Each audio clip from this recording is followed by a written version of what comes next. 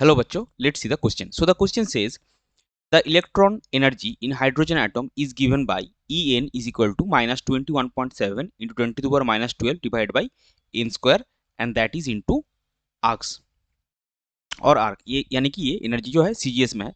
So you have to calculate the energy required to remove an electron completely from n is equal to 2 orbit.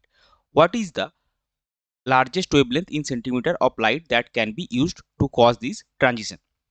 सो हमको सबसे पहले क्या करना है, हमको एनर्जी कैलकुलेट करना है जब n इज इक्वल टू 2 में है इलेक्ट्रॉन, उसका जो एनर्जी हमको यहाँ से मिलेगा and what is the largest wavelength in centimetre of the light that can be used to cause the transition. So largest wavelength भी हमको निकालना है. सो अभी देखिए यहाँ पे की कॉन्सेप्ट इस क्वेश्चन का क्या होगा. सो इस क्वेश्चन का की कॉन्सेप्ट होगा, सॉरी, बोर्स थ्योरी. अभी हमको क्या निकालना है कि what is the largest wavelength in centimetre of light that can B used to cause this transition. So for the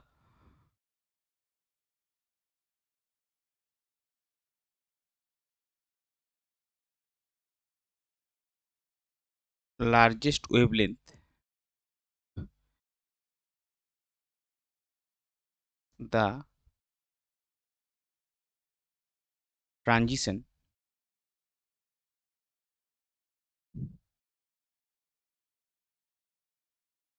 will be from n is equal to 2 to n is equal to infinity.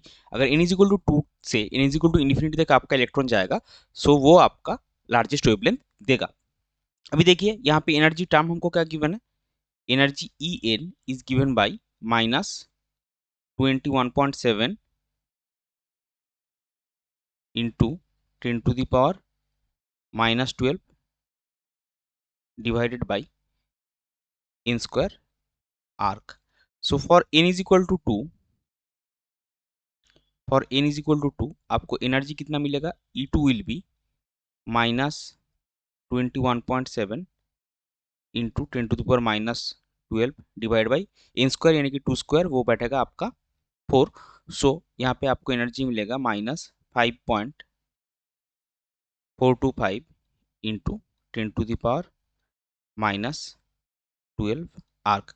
इसको हम highlight कर देंगे.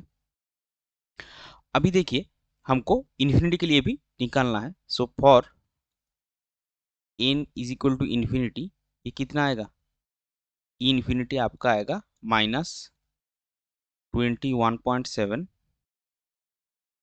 Into 10 to the power minus 12 divided by infinity square. अभी 1 by infinity zero होता है, सो infinity square भी होगा तो तब भी ये जीरो होगा. सो ये आएगा आपका zero arc. So energy change जो है डेल्टा ई वो आपको कितना मिला, डेल्टा ई आपको मिलेगा E infinity minus E2 that will be 0 minus of 5.425 into 10 to the power minus 12. इसको थर्ड ब्रैकेट में डालेंगे और लास्ट में यूनिट लिखेंगे आर्क. सो इसका वैल्यू आपको मिलेगा 5.425 into 10 to the power minus 12 arc. ये हो गया आपका एनर्जी चेंज का वैल्यू. अभी देखिए अकॉर्डिंग टू प्लैंक्स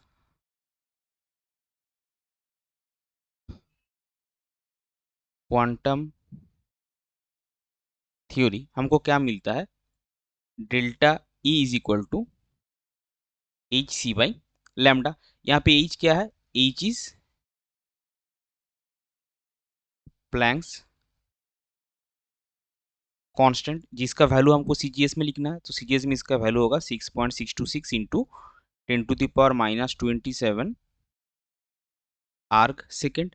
और सी जो है वो है स्पीड ऑफ लाइट, उसका वैल्यू सीजीएस में है 3 into 10 to the power 10 centimetre पर सेकेंड. सो इससे हमको क्या कैलकुलेट करना है, लॉन्गेस्ट वेवलेंथ. सो लैम्डा हम तो क्या आएगा, लैम्डा आपका आएगा H C by delta E. So ये जो सारा वैल्यूज हमने पहले लिख के रखा है वो पुट करेंगे यहाँ पे। H will be 6.626 into 10⁻⁻27 erg second into C का वैल्यू क्या आएगा 3 इंटू 10⁻10 सेंटीमीटर पर second,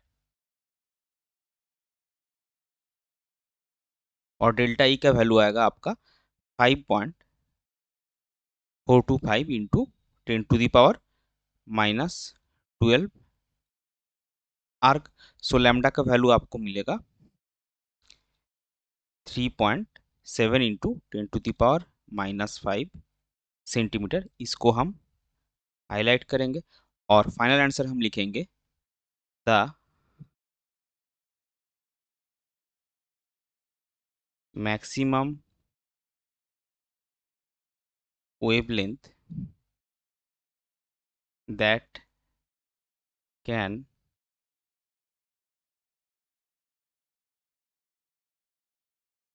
cause the transition will be कितना होगा 3.7 इंटू 10⁻⁻5 सेंटीमीटर। ये हो जाएगा आपका final answer. I hope you understood it well. Best of luck. Thank you.